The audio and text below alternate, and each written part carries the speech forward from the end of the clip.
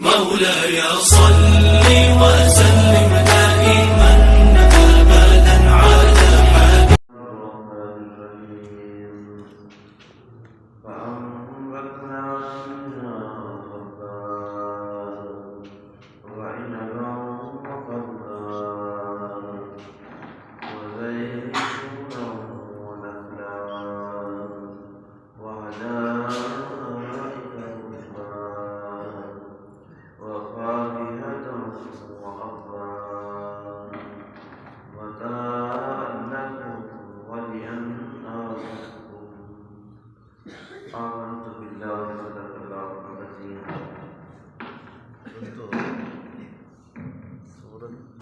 آبا صاحب کی آیت نمبر 27 سے لے کے آیت نمبر 32 تک تلاوت کی ہے۔ دعا ہے اللہ رب العزت ہم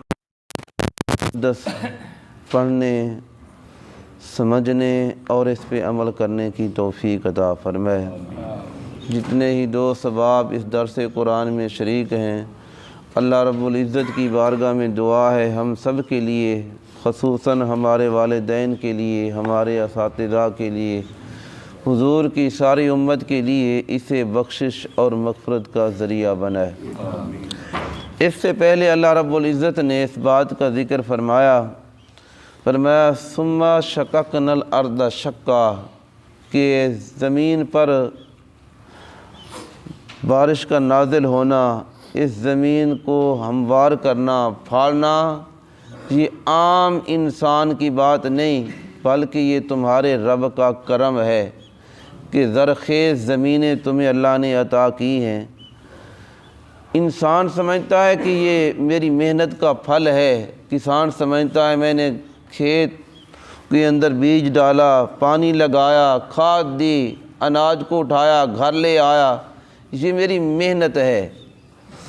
دکاندار سمجھتا ہے کہ میں بازار سے سودا لے کے آتا ہوں، دکان پہ بیٹھتا ہوں، سودا بیچتا ہوں، یہ میری محنت ہے۔ یہ دیکھیں یہ پھل پیدا کون کر رہا ہے؟ اگر مارکیٹ کے اندر ایک سودا ہی نہ ملے تو دکاندار اس کو دکان پہ بیٹھ کے کیسے بیچ سکتا ہے؟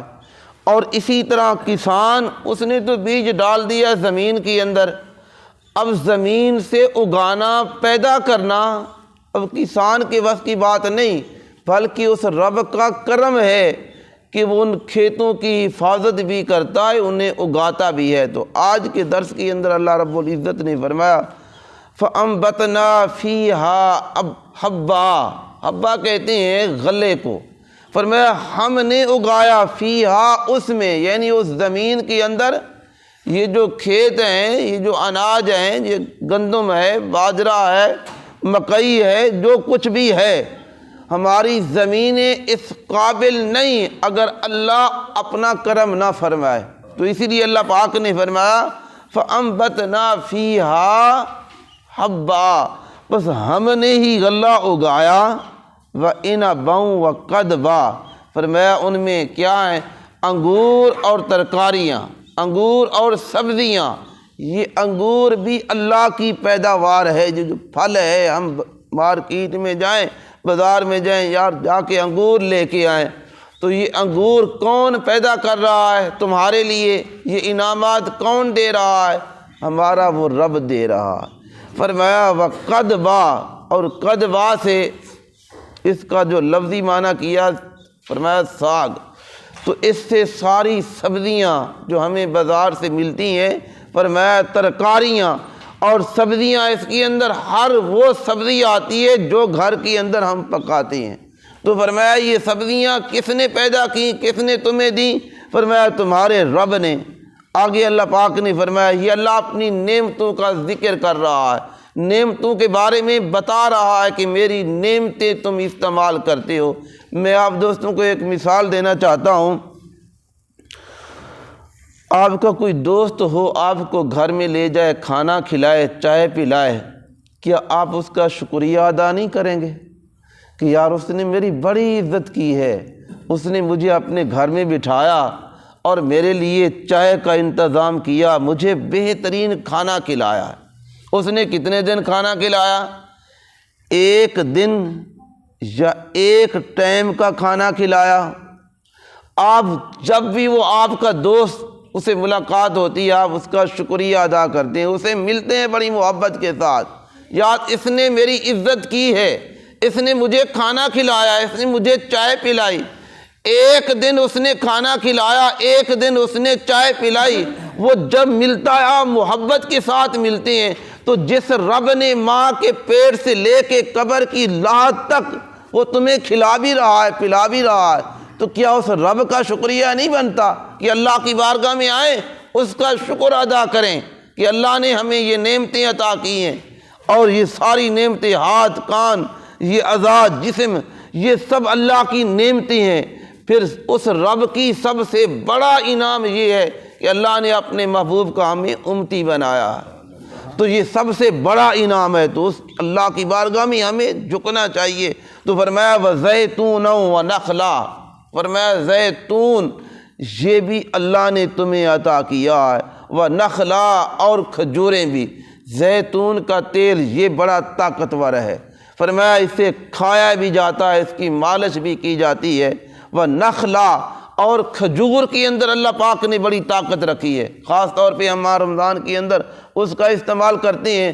تو کھجور کے اندر آپ صبح سے لے کے شام تک جو خالی پیٹ رہے اور افطاری کے ٹائم آپ نے 3-4 کھجوریں کھا لی تو آپ کی طاقت پھر بحال ہو گئی۔ تو فرمایا علماء مفسرین لکھتے ہیں جو بزرگ لوگ ہیں، جو زیادی عمر کے لوگ ہیں، اپنے کھانے کے اندر کھجور کا استعمال کریں۔ اللہ جو ان کا بڑھاپا ہے اس کے اندر یہ زیتون ایک بہترین طاقت ہے ان کے لیے۔ تو فرمایا وَزَيْتُونًا وَنَخْلًا، اللہ نے زیتون بھی رب نے بنائی، اور وَنَخْلًا، اور کھجوریں بھی اللہ پاک نے تمہیں عطا کی ہیں۔ تو فرمایا یہ کھجوروں کے اندر حضور نے فرمایا کھجور تمہاری پھوپھی ہے۔ صحابہ کرام رضوان اللہ تعالی اجمعین کہنے لگے پھوپھی کسے کہتے ہیں؟ جو والد کی بہن ہو اسے پھوپھی کہتے ہیں۔ تو صحابہ کرام رضوان اللہ تعالی اجمعین نے عرض کی یا رسول اللہ ہماری پھوپھی کس طرح ہے؟ فرمایا جس عناصر سے اللہ پاک نے، جس گارے سے، جس خمیر سے اللہ نے حضرت آدم کو پیدا کیا، جو مٹی باقی بچی اللہ نے اس سے اس کھجور کو پیدا کیا۔ تو فرمایا اسی لیے یہ تمہاری پھوپھی ہے۔ تو فرمایا وَزَيْتُونًا وَنَخْلًا، فرمایا زیتون اور نخل یہ کھجور بھی اللہ نے بنائی۔ وَحَدَائِقَ غُلْبًا، یہ جو گھنے باغات نظر آتے ہیں، ہم باغوں کے اندر جائیں تو فرمایا یہ گھنے ہم گھر کے اندر ایک پودا لگائیں اس کی حفاظت کرنا مشکل ہے، جس خاص طور پہ گاؤں کے اندر جنہوں نے اپنے مال مویشی رکھے ہیں اور چھوٹے پودے لگائیں تو وہ جس وقت کھلتے ہیں وہ کھا جاتے ہیں۔ تو گھر کے اندر پودا لگائیں، بچے اسے اس کی حفاظت نہیں کرنے دیتے۔ تو فرمایا یہ جو گھنے باغات ہیں، جو پہاڑوں کے اندر، جنگلات کے اندر کھڑے ہیں، ان کو وقت پہ پانی کون دے رہا ہے؟ ان کی حفاظت کون کرتا ہے؟ فرمایا تمہارا رب ہے۔ وَحَدَائِقَ غُلْبًا، فرمایا یہ جو گھنے باغات ہیں یہ بھی ہم نے اگائے، ہم نے پیدا کیا ہے۔ فرمایا وَفَاكِهَةً وَأَبًّا، یہ جو پھل ہیں یہ پھل بھی اللہ نے تمہیں عطا کیے ہیں۔ وَأَبًّا، اور تمہارے جو جانور ہیں، جو مویشی ہیں اور جن کو تم نے پال کے رکھا ہے، جن کا گوشت بھی استعمال کرتے ہو، جن کے تم دودھ بھی استعمال کرتے ہو، جن کے اوپر تم سواریاں کرتے ہو، ان کی خوراک کا انتظام بھی اللہ نے عطا کیا ہے۔ فرمایا وَفَاكِهَةً وَأَبًّا، فرمایا پھل بھی اللہ تمہیں دے رہا ہے اور تمہارے جانوروں کے لیے گھاس خوراک بھی دے رہا ہے۔ تو فرمایا متاعًا لَکُمْ وَلِأَنْعَامِکُمْ، یہ تمہارا بھی سامان ہے اور تمہارے جانوروں کے لیے بھی اللہ نے سامان مہیا کیا ہے۔ انسان سمجھتا ہے کہ یہ جو میں کماتا ہوں اسی سے میں کھاتا ہوں، ایک خوراک آپ کھا لیں، لقمہ کھا لیں، وہ لقمہ اگر آگے نہ جائے وہ بھی ہمارے لیے پریشانی ہے۔ اگر وہی لقمہ پھر باہر نہ آئے، پانی کا گلاس پئیں، پانی آپ کے پیٹ کے اندر رکی اب خارج نہیں ہوا، تو وہ گلاس کا ہضم کرنا ہمارے لیے مشکل ہے۔ انسان کمزور ہے، اللہ آپ کو نعمتیں دے رہا ہے اور بتا رہا ہے میرے بندو یہ ساری نعمتیں تمہارا رب تمہیں دے رہا ہے۔ تو جس طرح رب یہاں نعمتیں تمہیں دے رہا ہے، اس سے کہیں اعلیٰ نعمتیں اللہ نے جنت کے اندر تمہارے لیے تیار کی ہیں۔ یہاں تم محنت کرتے ہو، وسیلہ اختیار کرتے ہو، اللہ رزق دیتا ہے، وہاں وسیلہ نہیں ہوگا، وہاں محنت نہیں ہوگی۔ جو خیال کرو گے، جو آرزو کرو گے، وہ آپ کے سامنے ہوگا۔ تو ہمیں اس زندگی کے لیے محنت کرنی چاہیے۔ دعا ہے اللہ رب العزت ہم سب کو حضور علیہ الصلاۃ والسلام کے بتائے ہوئے احکام کے مطابق عمل کی توفیق عطا فرمائے۔ آمین وآخر دعوانا ان الحمد للہ رب العالمین۔ بسم اللہ الرحمن الرحیم۔ اللہم صل علی سیدنا مولانا محمد وعلی آل سیدنا مولانا محمد وبارک وسلم علیہ۔